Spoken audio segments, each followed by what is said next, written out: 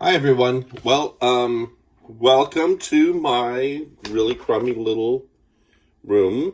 And I'm sorry if I'm not looking directly at you in the thing. I'm still getting used to how to filming this with my um iPad. I'm using the iPad Pro for this. So hopefully it looks really good. I the computer I have doesn't have one of those really handy dandy little cameras built into it. I have a really here at in Florida, I have a really simple system. I didn't think I was going to be making videos here, but there we go. This is the system. So anyway, welcome to class.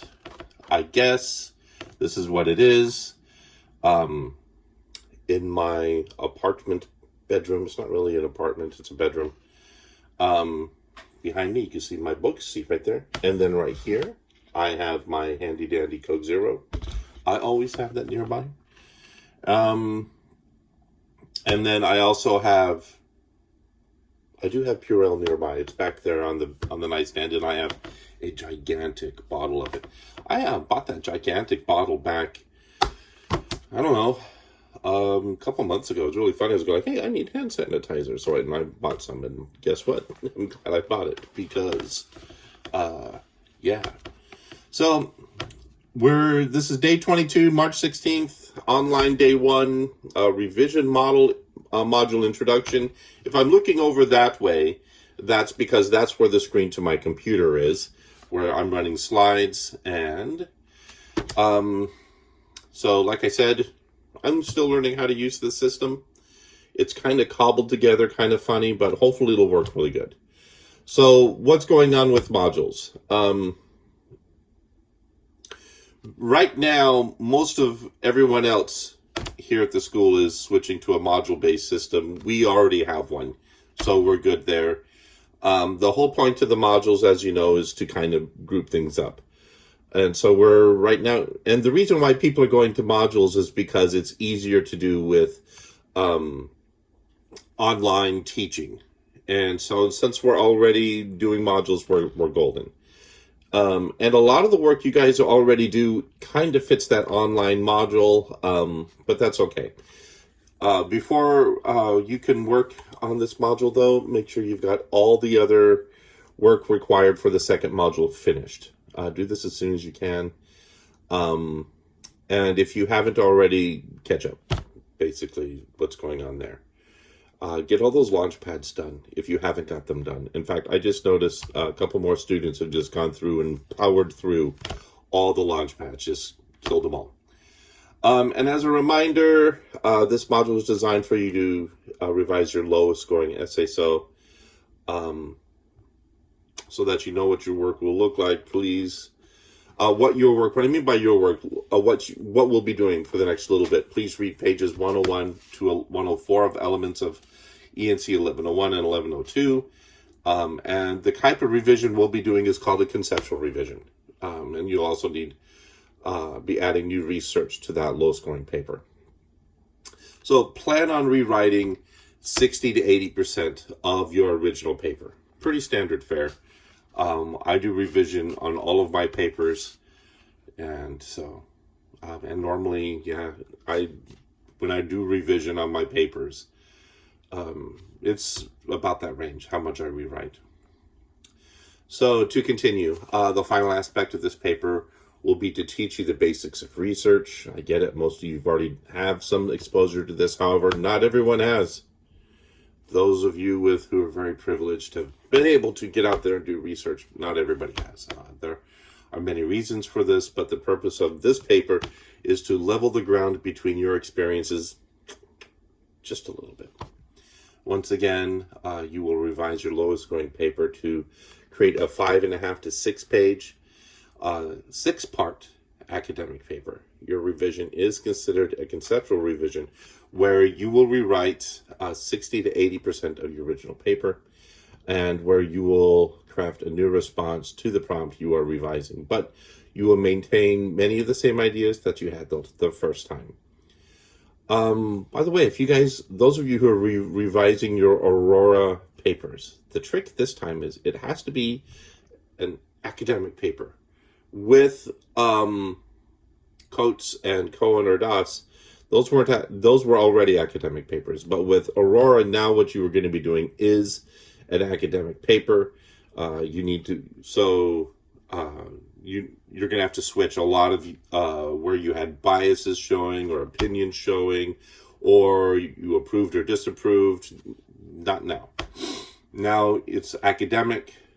You can still show that you disapprove of Aurora. I mean, a lot of you guys really favor meritocracy over egalitarianism. And so, since you favored meritocracy, then let's stay with favoring meritocracy. There's no problem with that. And there's no problem liking egalitarianism. And those of you who are libertarians, go libertarian. I'm okay with any of those positions are fine. They don't bother me. Let's see, blah, blah, blah. Last, you will bring in research that will refine the ideas you already have in the paper you are revising. So, next slide. But we are at home. What now? First, don't panic. Dr. Barrios, the author of our textbook, sent an email out to all the FAU teaching staff, and then lots of following emails to the English department, telling everyone, please don't panic. And I recommend the same to you. And I'm pretty sure you guys aren't panicking. I hope you guys aren't panicking. I mean, we have a pretty tight schedule. So I think we'll be just fine. I wouldn't worry. Well, I wouldn't worry about right now. Let me put it that way, about what we're doing in class. This will be fine. And if I screw up, it's not going to affect you.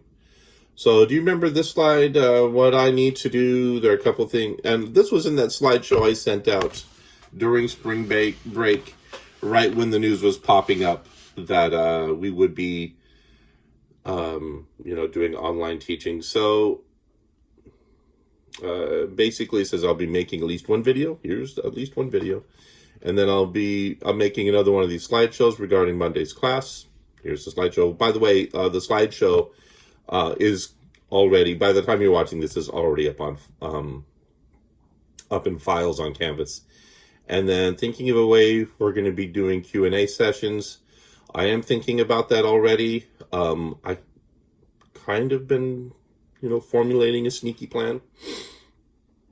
So I'll be following through with this plan and the other points of the slideshow I made last week. Make sure you review those slides to see what we are doing. Hopefully they're helpful. Normally we do 2 to 3 activities every day. We will do the same now. So in addition to this video, here are the 3 things we'll be doing today, or at least are due today. In addition to this video, remember the video is one of those things. There is a questionnaire that I set up in the form of a Canvas quiz that is designed to inform you about what will work the best for you while conducting this class online. There is a meme-based discussion assignment also on Canvas, designed as a writing assignment. And there is a reading quiz that has been in the calendar since the first day of the semester. So reading quiz, questionnaire, and the meme-based discussion assignment. And some of you guys have already done the questionnaire, and your answers have been very helpful. So I really appreciate that. So what is a 6-part essay? I'm sure you noticed that a few slides ago. And I've mentioned it buckets of times in the past. And right now we have been using the 4-part essay. Proem, narratio, argument, and epilogue. Basically, except we haven't. What we are actually doing is a bit different. Where we've been doing proem, that's the thesis paragraph, narratio 1, and then narratio 2, and then argument, counter-argument, and epilogue. And so I snuck in a 6-part essay on you guys already. There's a reason why I did that. You guys have been doing 3-part essays forever. And so taking you guys and saying, suddenly we're going to take that 3-part essay and we're going to turn it into a 6-part essay. I mean, that would be a shock to the system. Some of you guys were shocked by the 4-part essay. So what do I mean by sort of? Even though there are apparently 6 steps in the 4-part essay, I required you to write these those essays were still very limited. Mostly we were limited because we have been writing very focused, short papers, keeping all of our attention on the primary text. In essay 2, you only wrote about codes, and in essay 3, you only wrote about either koan or das compared to or contrasted to codes. A 6-part essay is better used for research. The revision you will be writing will take your 3-part Aurora essay or your 4-part quotes and koan or das essays, inject some research, and add a couple more pages of text. So, not hard. So, a little background history. Cheryl Glenn and was a Goldthwait in their textbook, The St. Martin Guide to Teaching Writing, 7th edition, published by Bedford St. Martin's, the same guys who publish our class textbooks, reports that the 4-part form developed by Aristotle was perfected by Romans like Cicero and Quintilian. However, this form was later developed, was further developed by the Romans into the 6-part essay by dividing some of the components of the 4-part essay. Those 6 parts are exordium, narratio, divisio, confirmatio, reprehensio, and peroratio. Now, I gotta let you know right off the top, the Romans and the Greeks weren't writing essays. Paper was expensive. They gave speeches, and they memorized speeches. So when you see movies where those guys are standing up there with their long scrolled paper and they're just, that's garbage. Those guys had all that crap in their head. There's something called the canons of rhetoric. I don't want to go into the canons of rhetoric, but one of the canons of rhetoric is memory, the ability to memorize what you're doing. And my gosh, thank you. I love the modern age. I have a horrible memory. I can't memorize anything. And so I really appreciate being able to have notes, cards, slideshows. I mean, my gosh, the whole point of the slideshows half the time in our classes to keep me focused. What a crap show that would be if I didn't have the slideshows. All right. So here's a little comparison. Here's the 4-part essay we've been doing, which is really 6 parts. And then here is the 6-part essay we will be doing. So introduction, statement of facts, partition or division, proof of the case, counter-argument, and other voices, and conclusion. Warning. This is a big warning. Pay attention. They do look very similar because they are, but there are some important differences, and we're now going to go into that. Ta-da! Giant table of differences. I'm probably going to take this table and just put it out by itself in the slides, in the files on Canvas. That way you can just refer to it all by itself. Anyway, so exordium, this is where you introduce the subject you'll be writing about. This is where you primarily are using ethos. You will primarily be using ethos and just a smidge of pathos. You can use a hook in this section, but it is always better if you don't in short papers. I mean, we are writing short papers. Even the 7-page paper, that's a short paper. If you include a hook, man, just one sentence. Gosh, I hate hooks. Your subject matter should be the hook, but if you really think you want to, okay, a little bit. Now, the hook, though, is the pathos part. But your subject matter itself, like if you're dealing with codes, you don't need a hook. Codes is loaded with pathos. I mean, most of you guys examined codes from the position of pathos, and so that's easy. You will write one paragraph that is 3 to 4 sentences long. Even in gigantic papers, like the big one I'm doing, I've already finished off my thesis paragraph, and that one's only 4 sentences long. Now, they're big sentences, but it's only 4 sentences long, and it's a 25-page paper. So, yeah. Narratio. This is where you define your subject in the clearest terms. This is a great place for some outside research used to define the central idea or subject. You continue to use ethos here, no pathos. Like we did in the 4-part essay, this is where you'll use a central quote, context, and analysis that will act like a subject matter analysis for your paper. However, this is the key thing. That can come from research. This is where that double quote paragraph comes in handy. So you could have the central idea or central quote from from the paper you're revising, but then you could bring in additional research in to say, yeah, let's focus it, tighten it down, make it really focus it tight on what we're discussing. And then you'll write 1 or 2 paragraphs of your tightest and most informative prose.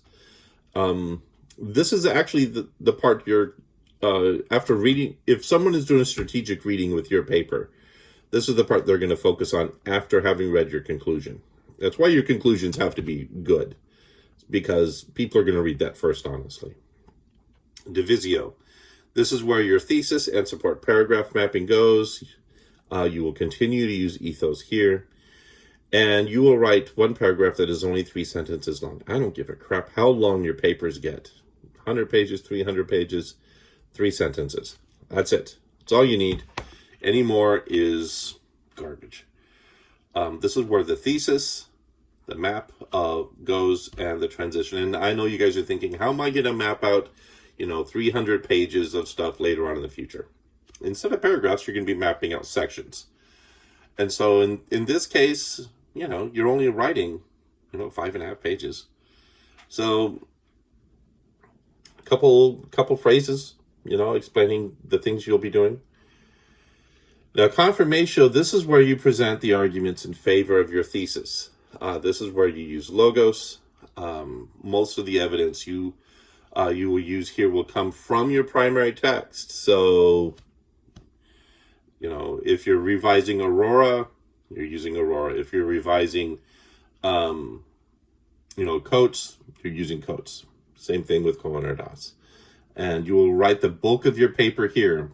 Almost half of your paper, probably half of your paper, will actually be in the confirmatio. And these are, keep in mind, these are all the arguments in favor of your thesis. The reprehensio, this is where you present the argument against your position. You will continue to use logos here. This is an okay place for outside research if you want. You will write a 1 or 2 paragraph long, concise counter argument. 1 paragraph, honestly, is all you need. If you wanted to do a double quote paragraph like the one I showed you earlier in that previous video, that would be a brilliant spot for it. And then the last one is peroratio. In the peroratio, this is your conclusion. You will wrap up your paper by showing what the support paragraphs have done and show why your subject even matters. This is where you use only a little ethos. That's the restatement of your thesis and the mapping. But mostly pathos. Pathos. You conclude your essay here, but this is where you want to engage the audience's emotions and basically show why anyone should care about your paper. And this is where you write 1 powerful paragraph that is 5 to 7 full sentences long. So it can be a longer paragraph, 5 to 7 sentences, but don't write tiny little sentences. Good stuff, full, with meaning, content, and understanding. Okay, I know that's a big table, and we read through the whole thing, but it really is handy in helping you understand what you should be doing. Okay. So I want you to, did you catch that? I mean, that's the name of this slide. It's important. You have to use ethos, pathos, and logos too. Not just, the other guys. You do. You have to use it. You have to establish a little bit of your credibility. Basically, that's the point of that narration. Show that you did your effing homework, that you did some study, that you know what the hell you're talking about. Show your core ethic. Show that you know the subject matter. So that's what the ethos is about. Be logical. That's that whole, where all the argument is, the support paragraphs. And then show some emotion about why what you are writing about is so important. So tiny little bit in the beginning, loads at the end. However, there's a time and a place for everything. The previous table shows where your rhetorics should be used. Do what you do best. Do a good job. Go back to that comic if you want to further understand what's going on. Here's some basic slides. Ethos is the credibility. Let's see, we trust certain kinds of people more than others because they have experience or because they are well informed about the subject at hand. You guys have had opportunities to study your little papers. Show some credit, This will be your revision will show that you can improve that, the appearance that you guys have done some research. Pathos appeals to the pathos that surrounds us, particularly in visual arguments such as advertisements, mainly online videos. You don't have any of that crap here, but it is emotion. And I usually invoke a kind of an image in most of my papers. And so I'll build that image in, but that takes lots of practice. I'm not advocating for that right now with you guys. And logos, this is where your arguments are logical, and so whatever. Look up the comic, maybe do some of your own research on Google to show you know what you're talking about with rhetoric, with these rhetorical ideas, because this is where you get to exercise rhetoric. And this is where I expect it to be. So pathos, ethos, and logos. Know where it goes on that table. It shows it. So, little confession. I actually wanted to teach you the six-part essay from the very beginning. It's an excellent form. I honestly think it's the best form for university life, leaving the three-part essays you learned in high school and in ENC 1101 behind. Done and dusted. Move on. Do other stuff. I mean, it's okay. We have kind of been doing six-part essays all along. Anyway, we will keep on keeping on, perfecting our writing skills together. And also, we will cover this a bit more. I know this is still pretty new. Don't forget the questionnaire. Don't forget to do the questionnaire. Don't forget to do the questionnaire. Don't forget to do the meme-based discussion and the reading quiz. And what's next? Start researching, read your paper, and then hit the library. The library's Gale database and scholarly databases like JSTOR and Google Scholar. Also, look for another video that will be coming out tomorrow about how to write an annotated bibliography and what the requirements for your first reading response. I'm changing that. That reading response will be something else. Both of which are due on Wednesday by 11:55 p.m. And that video tomorrow will tell you what you have to do regarding that reading response, because it's going to be different. Okay. And last slide, that's the works cited. And thank you very much. If you have any comments or concerns, email me. My gosh. We're going to be doing emails. If you want to send me a real quick video by email, like if you guys are going, man, I don't want to type an email, you should send me a video. Like, Aaron, I'm panicking, blah, the end of, whatever. Send me a video. I'll watch your video, and then I'll respond to it. Okay, guys. Thanks so much. Do all the stuff all the doctors are saying, let's keep safe. And there we go. Good luck. Have fun. Bye.